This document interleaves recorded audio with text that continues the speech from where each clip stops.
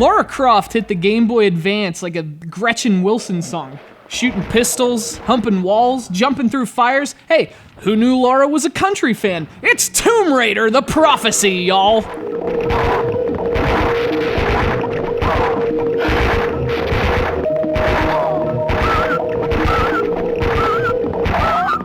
So this 2002 release was a Game Boy Advance exclusive. And actually, it would be the only Tomb Raider game to go with an isometric perspective until The Guardian of Light 8 years later. And if there's one thing that defines the prophecy, it's that isometric perspective. And bad grammar. And flipping switches. And dogs! So there is a story here, but it's never really all that clear. There's something about magic stones that could summon a monster, which in turn brings about the apocalypse. Whatever.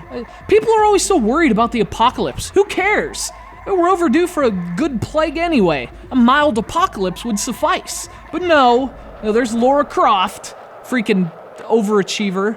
Neither apocalypse nor C-Cup for Lara Croft.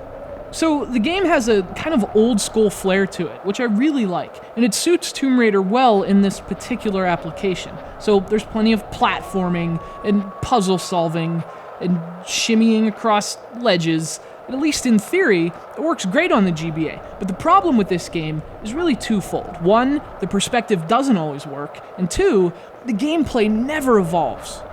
To speak to the prior, there are more than a few times when the game's graphics fail its perspective, which is to say, discerning ledges from backgrounds can be problematic. But the bigger problem is that Lara's objectives never change.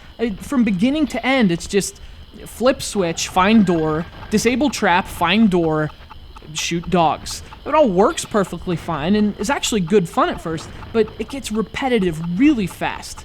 And some of those sound effects, ugh.